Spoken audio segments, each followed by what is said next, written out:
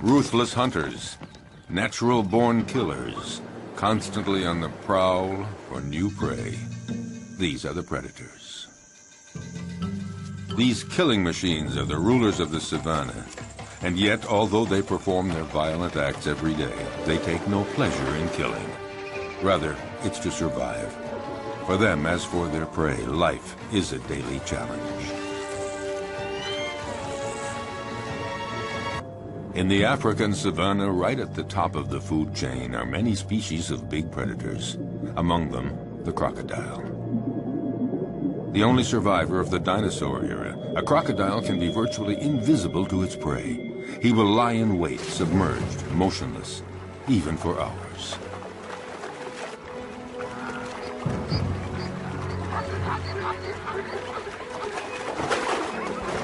Fearsome, discreet, wily, he is perfectly adapted to life in the water and has the sinister reputation as the most dangerous killer in Africa.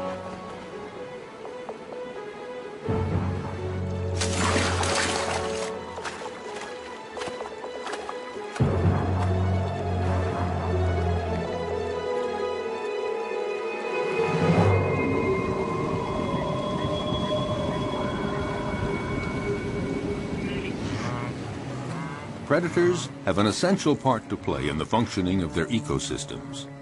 By congregating at places where their prey can cause pollution, they limit proliferation, sparing other species that are few in number. Predators as a group, in limiting populations, help to preserve species that might otherwise eliminate one another.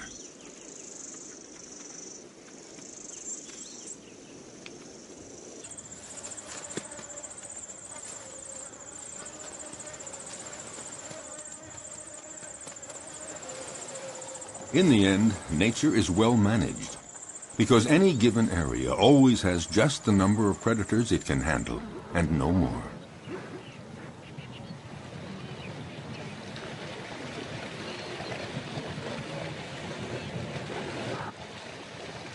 Each predator has its own way of hunting.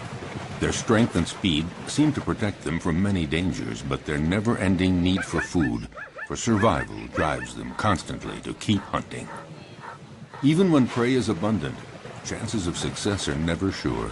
Often it depends on the strategy of the attack.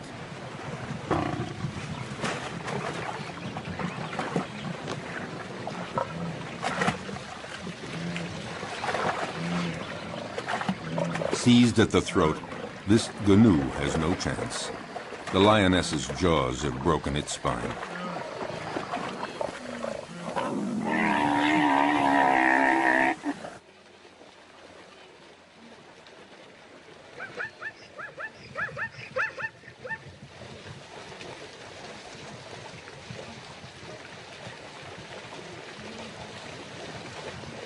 But the lioness can't lift her prey out of the water because the creek became too muddy during the dry season. She has to devour the animal here where it was killed, a rare practice. Usually several lionesses hunt together, but there are occasions of solo hunting, and then the lioness can rely only on herself to defend her kill. The prey has barely been taken when other predators start pointing their snouts toward the meal. Yes, it is not enough to hunt down and kill your prey. You have to defend it, too. The fury of a lioness can be fatal for a hyena. The sudden appearance of a buffalo might improve the hyena's chances. But is the big animal a real danger for the lioness?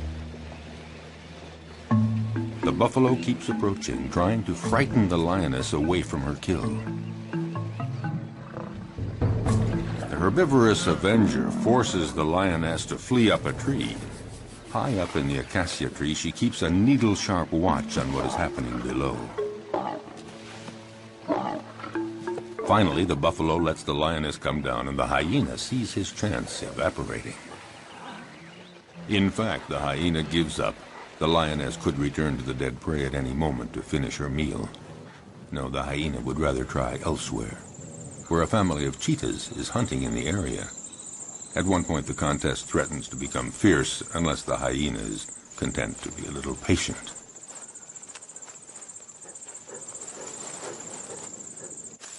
Why not let the fastest predator of the savannah do all the hard work?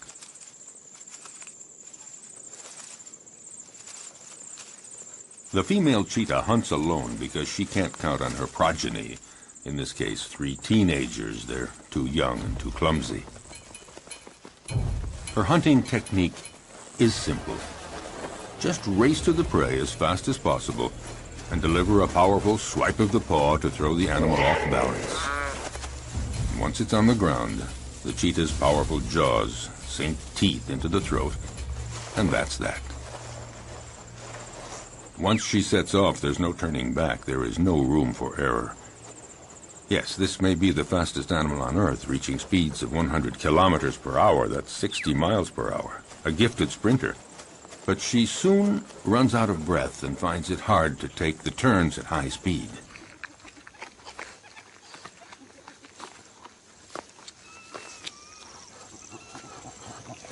She expends so much energy all at once that she needs a breathing space to recover, and these are precious minutes, because the hyena is on the prowl, and he knows that this is the instant to try something if he's going to steal any of the meat. The young cheetahs waste no time in munching off the first bits. The cheetah senses danger, but what can she do? These kids are too clumsy to make any sort of organized resistance.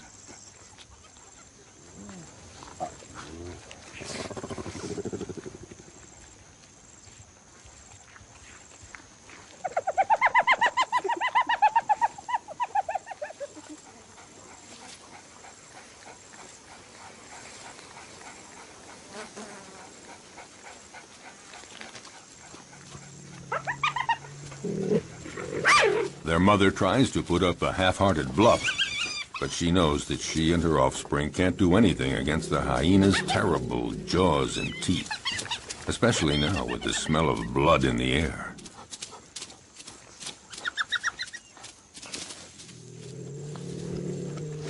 She doesn't even try to fight.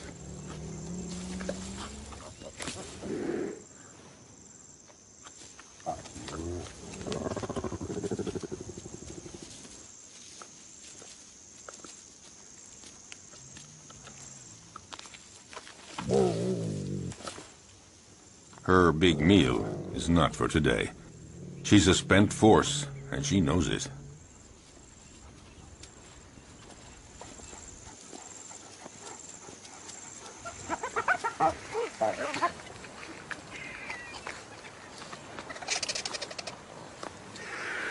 The scent of blood draws many scavengers.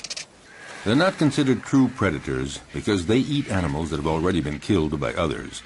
A real predator hunts down and kills live, fleeing animals.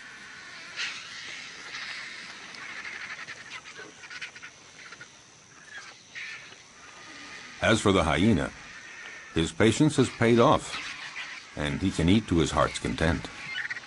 And that is apt to be a quarter of his weight, nearly 20 kilograms, 40 pounds of fresh meat. Of course, the vultures might invite themselves to take some of it.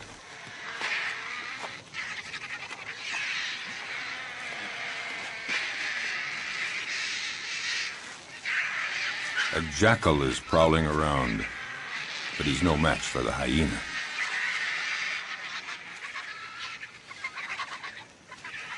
He, in turn, will find his meal someplace else, since the vultures don't seem to be in a sharing mood, not even to give a morsel. So he has to fall back on more modest prey.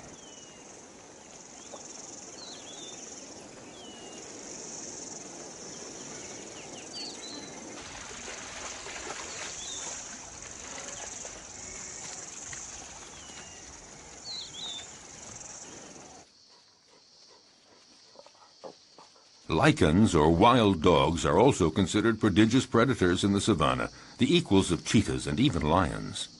They're among the carnivorous animals that hunt during the day. To feed the family twice every day at sunup and sundown, they leave their lairs to hunt in packs. But they're not always successful, because they're often smaller than the animals they attack.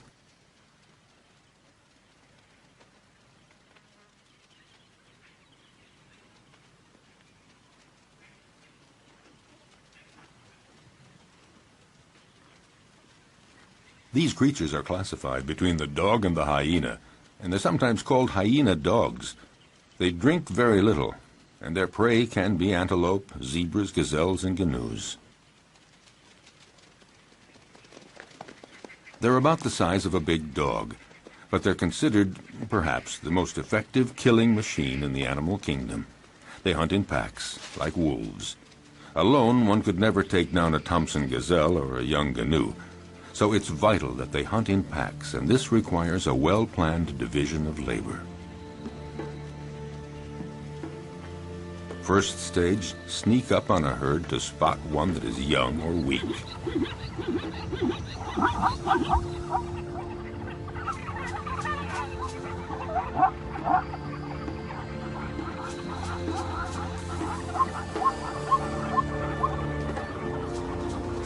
Next, chasing down in relays. They charge the herd to scatter it and isolate the victim. And when that one starts to flee, the wild dog at the head of the pack takes after it at speeds of 50 kilometers an hour, 30 miles per hour. Their strength is in their numbers. The chief directs the whole procedure, but actually getting the prey is seldom as easy as it first appears. They succeed in 2 out of 3 hunts. Zebras know how to defend themselves. Their hooves are hard horn, and they can use them effectively as powerful weapons against attacking predators.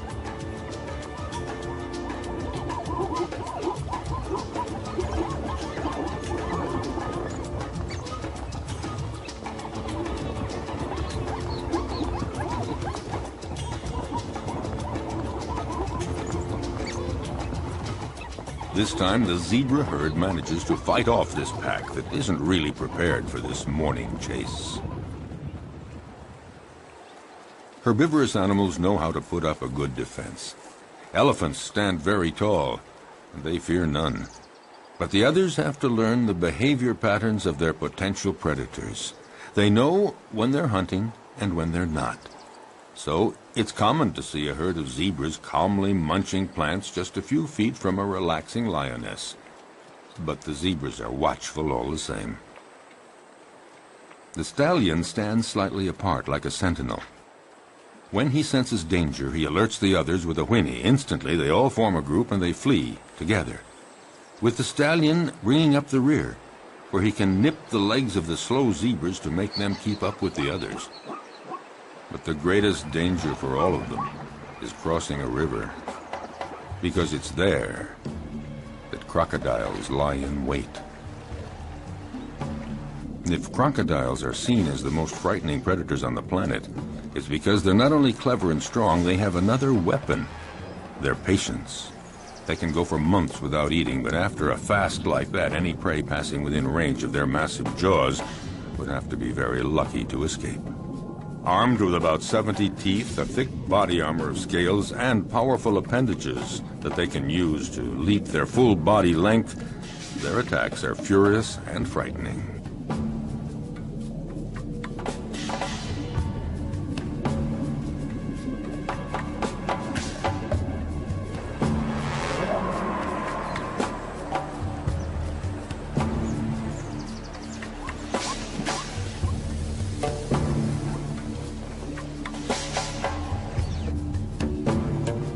Their body submerged to surface level in a river or a pond makes them almost undetectable, just a part of the environment, until they surprise their victim.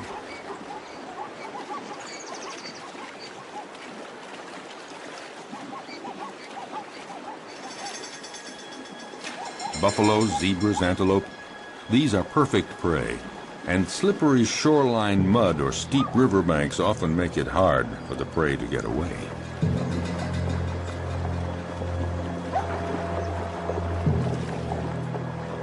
A female crocodile decides to go after a young zebra that has been separated from the main group in the middle of the flowing water.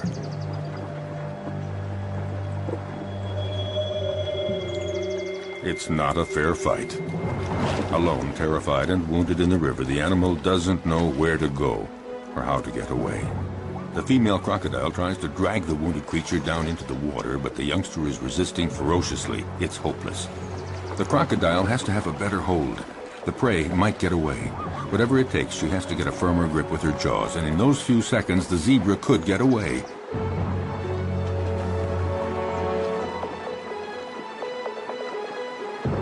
Suddenly, the vise is loosened. Instantly, the zebra takes advantage and breaks away, desperately climbing up the riverbank. Exhausted by the violent struggle to stay alive, the young zebra has to rest. But lions are always prowling along the river, seeking new prey. The young zebra's minutes are numbered because she is wounded. And in the savannah, a wounded animal is as good as dead. Here at the river, the lions have this prey for the taking.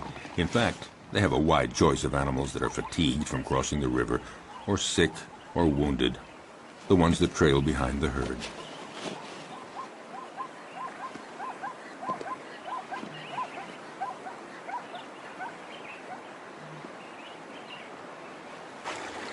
As for the crocodiles, they gather around the only crossing point for the animals. A zebra sounds an alarm to warn the others. But the crocodiles are well aware. They know all they have to do is lie in the water and wait. Sooner or later, the next grazing animals will give in to the strong temptation to cross. It might be Thompson gazelles, eager to find that greener grass on the other side. For them, crossing the river is a real adventure. They're too small to resist the current. They wait, hesitating to take the first step. But for all their fear and reticence, the lure of the wonders sure to be found on the other side becomes too strong. The ones motivated by frantic urges to migrate often pay for their audacity with their lives. Sharing meals is a well-established tradition among crocodiles. A female comes to the party, but the prey isn't big enough for two. You don't share a gazelle. Resigned to this, the guest has only to reach the riverbank and participate in a crocodile's favorite pastime, the siesta.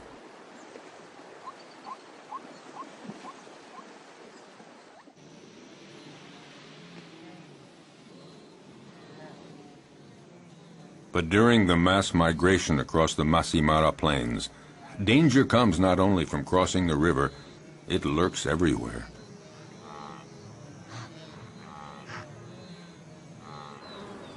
A well-organized pack of wild dogs attacks a young gnu. It's encircled and separated from the herd. The predators then go at it fiercely, relentlessly, showing no mercy. The gnu is exhausted. It's time for the kill. At one point, the animal nearly falls to the ground. One of the wild dogs seizes a hoof. And finally, the creature drops. Often, the attackers will hold the muffle of the prey tight until it stops all movement.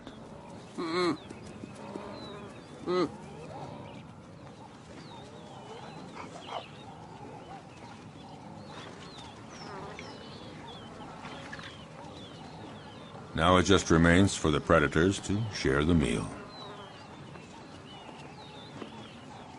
Back at the lair, a part of the meal will be regurgitated by the mothers to feed their young.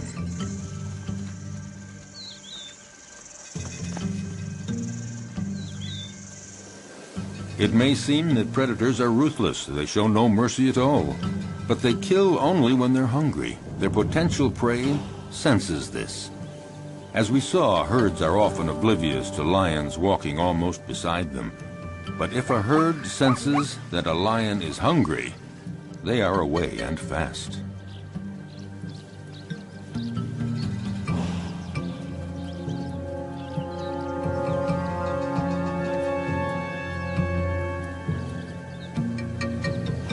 Yes, usually lions hunt in groups, or rather the lionesses hunt in groups. Males take no part in the hunting. They are content to feast on what the females bring in. What lions like most are gnus and zebras, the slower animals that are easier to run down, not the gazelles and antelope. Actually, hunting any animal is always difficult.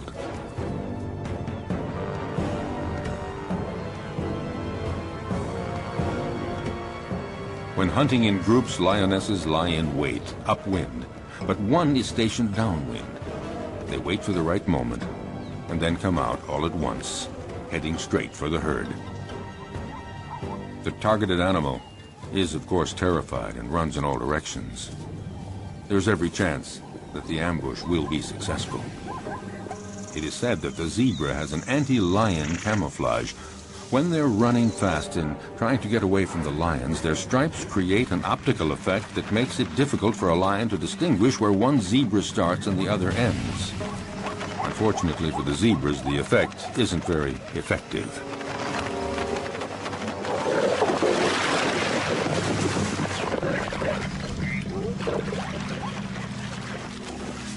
A lioness kills by strangulation, and it's a slow death. The victim tries to get breath. It might take 10 minutes before the animal dies. The success score for females that hunt alone is fairly low. It's about 17%, one kill in every 5 attempts. This makes the survival of the lion cubs fairly uncertain. It's not surprising that they prefer hunting in groups. Today, the lionesses and the cubs are eating as fast as they can before a male comes along to take his share. When a male is present, he is always served first. But this time, Mom and the kids will have full stomachs. All the same, the odor of the carcass draws famished hyenas.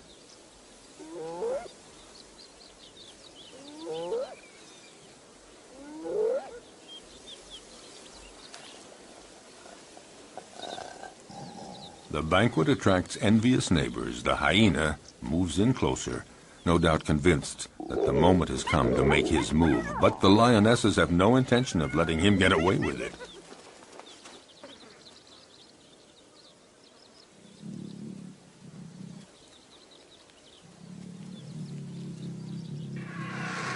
He's going to have to wait until the lion family has had its fill, and then he will move in to find they have left him a few bare bones.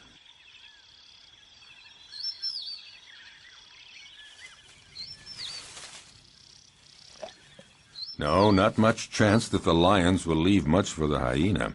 Well, if there's nothing here, the hyena has to resume a solitary quest.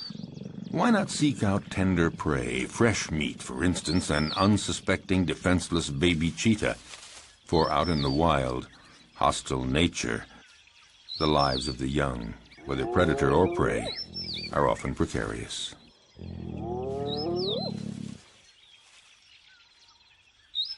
However, the hyena just might have a difficult and dangerous fight with the mother.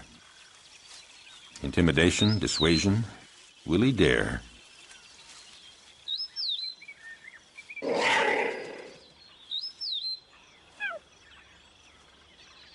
No, the risk looks too great. The hyena goes on his way and keeps on the prowl for other prey.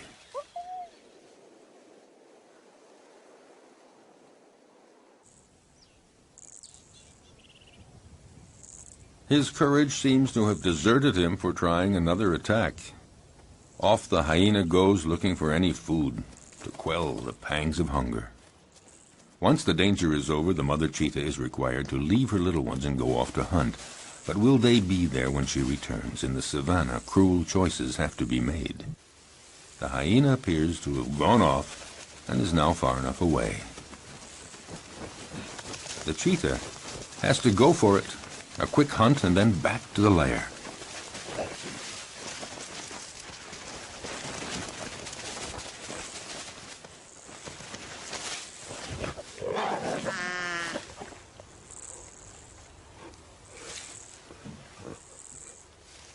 The hyena is watching all this.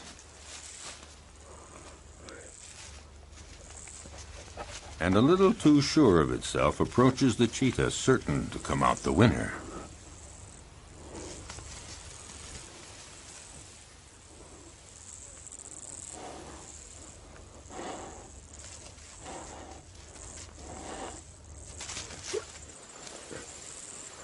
But just then, a new character walks on stage, one that was not expected, a lioness.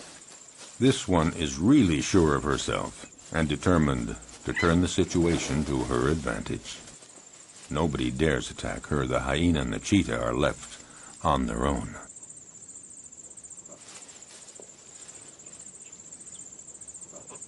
Indifferent, the lioness ignores them with the arrogance of a victor.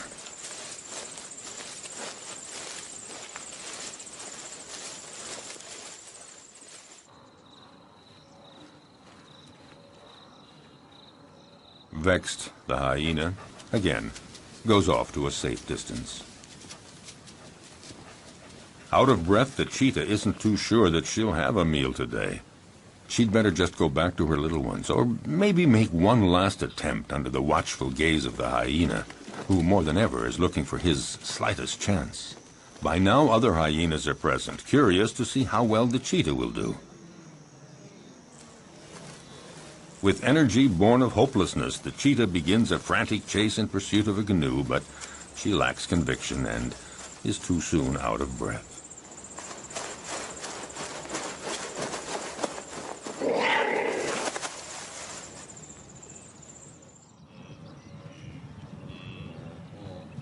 Even the gallery of watching hyenas doesn't think that she'll succeed. However, they join others of their pack and profit from the panic caused by the cheetah to attack a wounded canoe. The lone hyena would very much like to join the party. Well, aren't there cordial relations among all members of the same species?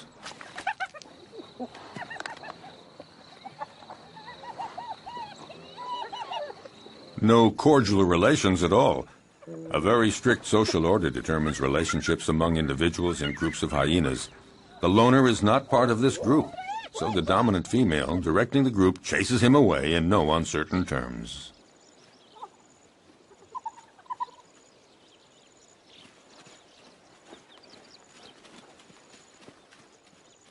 Nothing can be done, so it's best just to melt away into the distance.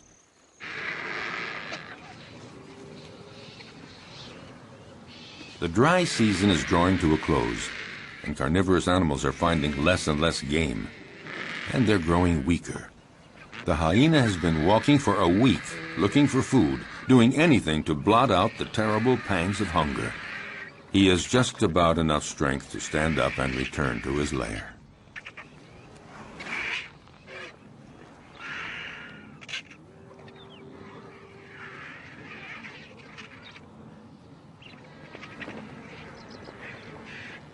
Oh, he knows the vultures are waiting for just one thing, for him to lie down and not get up. But hyenas belong to a species with incredible resistance. Gathering up all his strength, he sets off on his quest.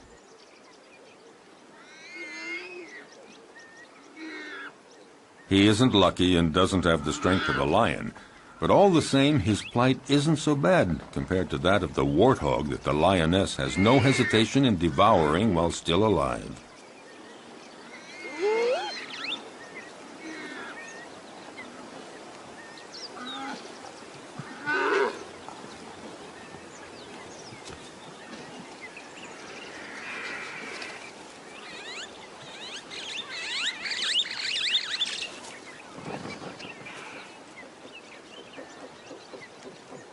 The hyena was right to wait around for a while. At last, there is a reward because the lioness leaves the warthog carcass after eating only the entrails. Finally, something to eat.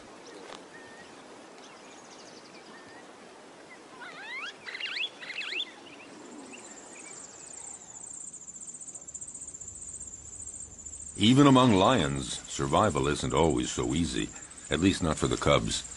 They may be the offspring of the animal king, but their future is often compromised.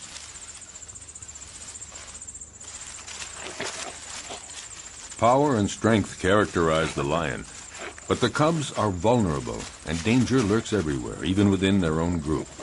Actually, among the lions, everybody seems to be getting along with a certain intelligence. The females within a family are taking good care of the little ones. A female will submit to any sort of nuisance from the cubs, and will even take care of the ones that are not her own. So the females remain calm, but it's quite different with the males. They guarantee reproduction, and they protect the females and the cubs, but they can turn dangerous for the cubs. Unmindful of his tremendous strength, a male who is annoyed by a cub teasing him just might kill the youngster with a swipe of his paw. Lions like to live in a stable family group, and yet the young ones, especially the newborn, are always vulnerable. Prudently, a female about to give birth distances herself from the group and finds a lair where she can have her cubs. She wants to find a natural hiding place where hyenas and jackals and cheetahs can't get at the little ones, and to keep them safe from the male lions that might come to take them. A female may have as many as 6 cubs at a time, but only 1 in 5 will survive to adulthood. Cubs are most fragile during the first 20 months. Then they are young adults. The mother lioness has to leave her cubs in the hiding place and go out to forage for food, but she never knows whether when she returns she's going to find them dead or alive. Will they escape the prowling predators? The lioness is now isolated from her group, and she has to hunt alone. Her predatory hunting instincts have to overcome her maternal feelings.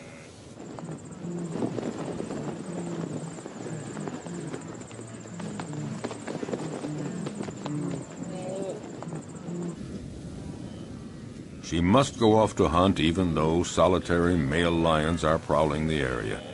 They pose an enormous danger for the newborn cubs. If a male lion discovers them, he will probably kill them at once. Time is of the essence. The female must get back as quickly as possible.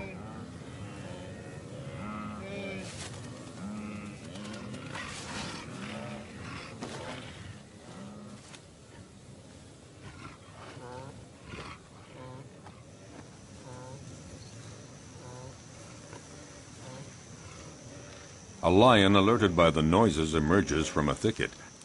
A male lion does very little in life. He sleeps and takes care of reproduction, protects the group, and eats to his fill whatever the lionesses bring in from the hunt. And usually he's first in line.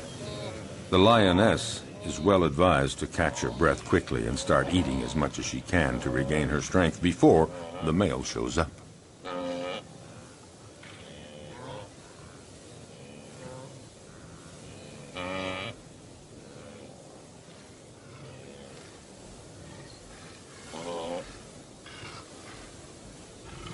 "5 kilograms, 10 pounds of meat every day. That's what every male or female lion requires for survival. But one might eat up to 35 kilograms, 70 pounds, at a single meal. The effort has been so strenuous, the lioness has to recuperate for a good 10 minutes before feeling strong enough to begin eating.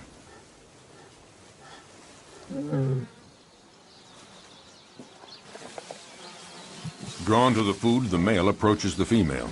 She submits because she knows the social order within lion groups. Males take first. Hence the lion's share, and here it literally means that he takes all the best pieces for himself, and he takes them before anyone else in the group. A male lion can be the most powerful predator of the savannah if he chooses. He's fearless. No animal would ever approach his killed prey.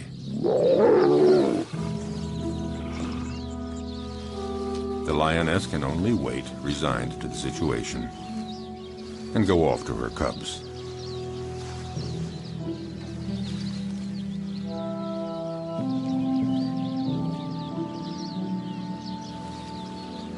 Returning from the hunt, the young mother lioness has to make her presence known. A cruel surprise awaits her. Her little ones had a surprise visit from a solitary male lion that happened upon them. Only one cub remains, but it's dead.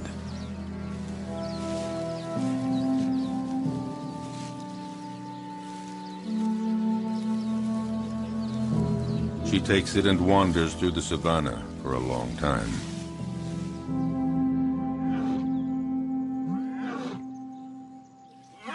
Before she can bring herself to give up the cub's body to the vultures.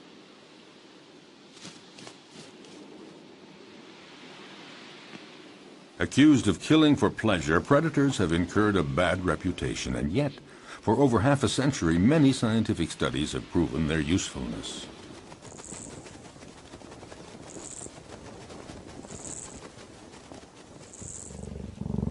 A number of predators are key species that enrich their region and determine the structure of animal communities. They maintain a good balance between various species.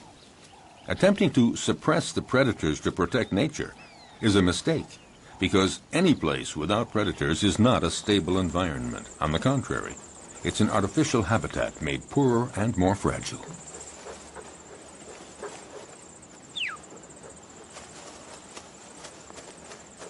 Following an implacable and ferocious law, by attacking the most vulnerable individuals, predators remove weak and sick animals from nature to the benefit of the stronger animals. For all that, the life of a predator is not so simple. Nature's implacable law applies to them, too. A sick predator, one that is wounded or not very good at the art of hunting, will in turn disappear. Learning to be a good hunter requires a long period of instruction. For example, a female cheetah has to take great pains teaching her young to hunt, so they learn to recognize and stalk down their future prey. They have to be taught how to choose prey, sense all its reactions, and know how to get it. Most important, young cheetahs have to master the essential swipe of the paw that knocks running prey to the ground. As a rule, the cheetah is certainly a superb sprinter, but since they can't take the quick turns at high speed while running, they have to rely on striking their prey precisely and forcefully with one paw, throwing it off balance and dropping it to the ground. The students learn this by practicing on a young live antelope provided by their mother.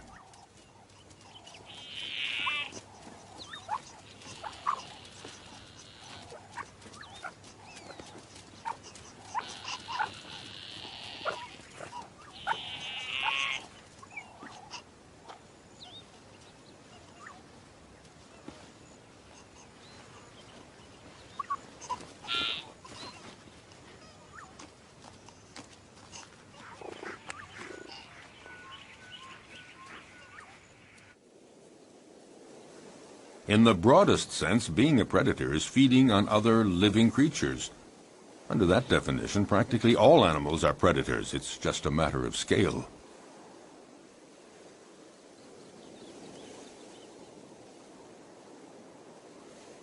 In the savannah, baboons are for the most part omnivorous, but sometimes they reveal themselves as accomplished predators. The males have no hesitation in attacking other mammals that they may encounter on their way.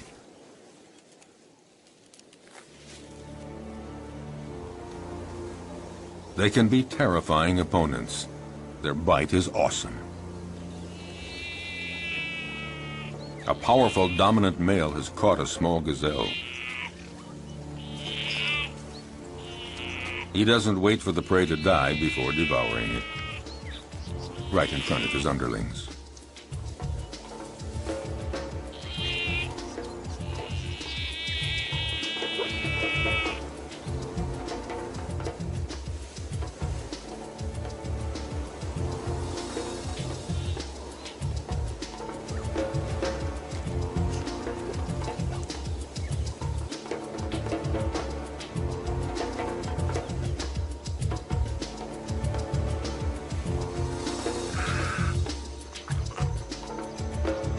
This male may leave a few scraps for others, but only after he's had his fill.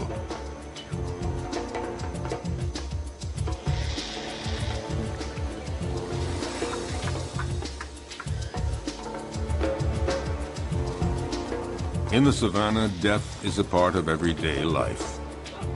The baboons set off for new horizons.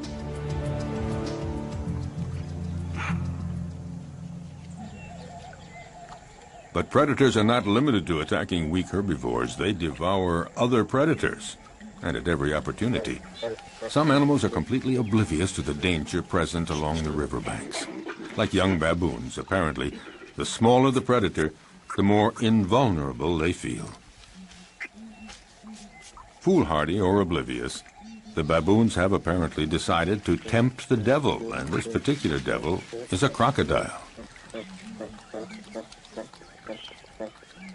For the young ones, the game is approaching the riverbank as close as possible, but for the older ones, the most exciting provocation is in actually drinking from the river very close to a crocodile who's pretending to be asleep.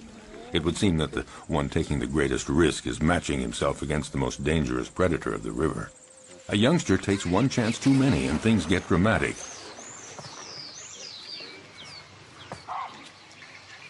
The alert is sounded, but it's too late. The entire group looks on helpless, seeing the young baboon in the jaws of the hungry crocodile.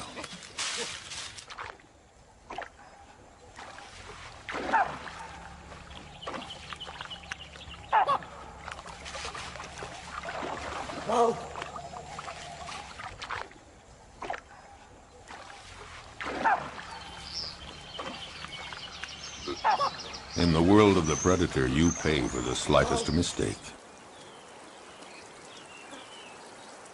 But along the river banks, the crocodiles don't always have it their way. Facing a hippopotamus, the law of the stronger and the bigger holds, and the hippos move right in to use their heavyweight position to provoke the crocodiles.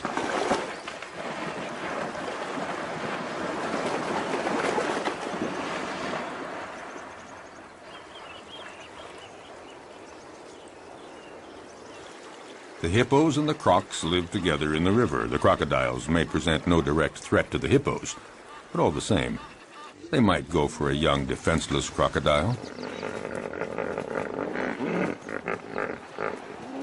Defending territory, provoking, hippos are quick to show disdain for the crocodiles as soon as they're big enough to intimidate them, and in response, the crocodiles feign indifference.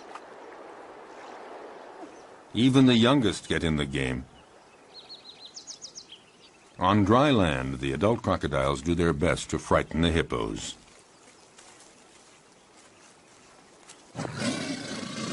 They multiply their efforts, but the massive creatures don't believe a word of it, so to speak.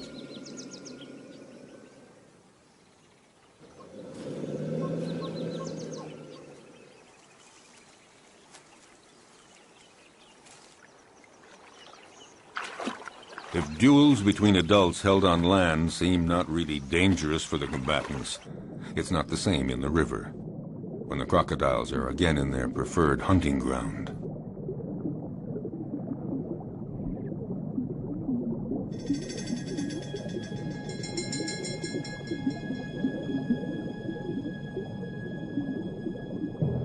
In the aquatic element, a crocodile is ruthless, facing a young hippo.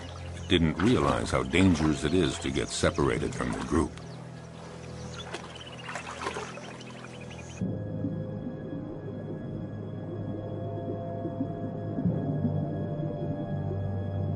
Cunningly, the crocodile approaches slowly.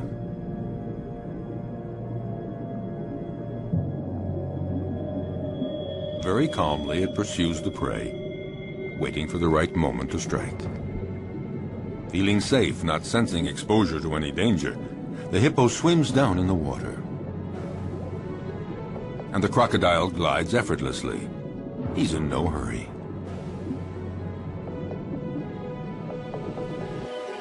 In this unequal pursuit, the two animals rise to the surface.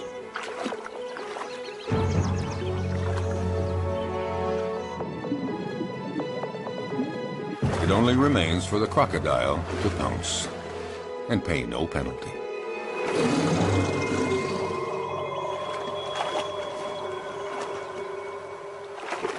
The only place to satisfy a thirst is in the river, and that's where every danger lurks. But nature isn't fair. Some risk everything, others face virtually no danger. Take the giraffe, gaining considerable protection from its great height. Still, it's in mortal danger drinking at the river, because it has to spread its legs, and in this uncomfortable position, the giraffe is highly vulnerable.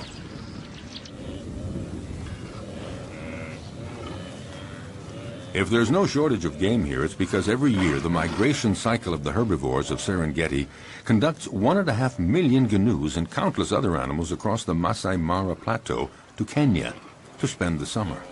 Waterholes and the whole environment provide predators with a happy hunting ground, and these meat-eaters take full advantage. Nevertheless, the actual hunting is far from assured.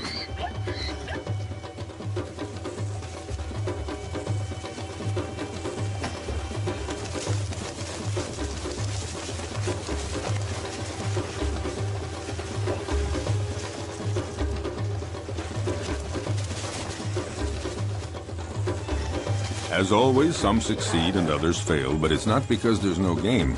Some prey defend themselves with enough energy to repulse the most ferocious attacks. With 4 against 1, the cheetahs seem to have achieved their goal. But such combats don't always end as predicted. It would appear that the cheetahs have the advantage, but that doesn't take into account the endurance of their opponent or the canoe's instinct for survival.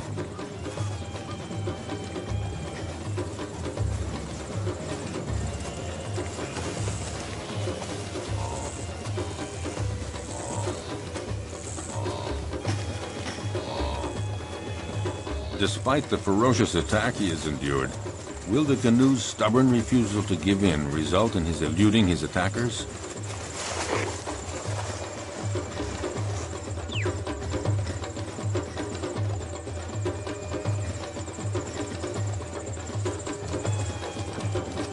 Thrown off balance by the canoe's sustained fury in managing to escape their claws and teeth, the cheetahs seem unable to administer the fatal blow.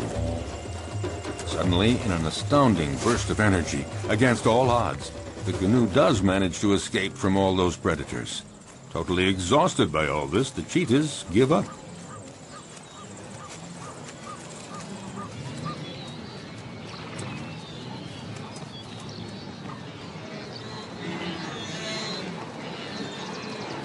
In this immense jumble of thousands of canoes and zebras and gazelles, as we have seen, the most fearful moments of their long migration trek come when they have to cross the river.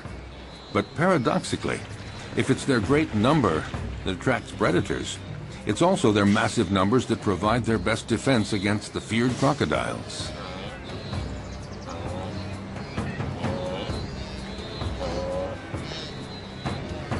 The canoes throw themselves into the river, where the crocodiles await them to conduct them to their doom. But there is such a density, so many animals churning in all directions. In this confusion of horns and hooves, the crocodiles are confused, unable to find a precise target. Some of them even stomp on crocodile heads in their frantic, panicky movements.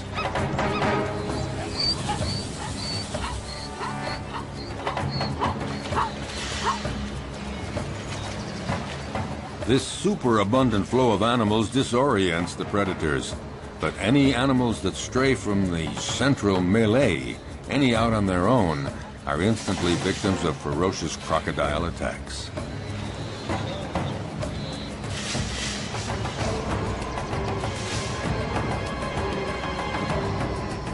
The prey is seized in a single leap, the victim rendered rigid by the pain of the bite, held firmly in those massive jaws, and the crocodile begins to devour the animal. Often several others quickly come to share the feast, unless the first crocodile can manage to plunge the prize to the bottom of the river. If there were not predators on the Great Plains of the African savanna, it would create a major imbalance in the proper development of the ecosystem. Nature creates a balance where each animal has its place in the food chain. All species reproduce and evolve according to a cycle that allows them to live together in the same territory. Without predators, some species would overdevelop to the detriment of others, possibly resulting in the extinction of species.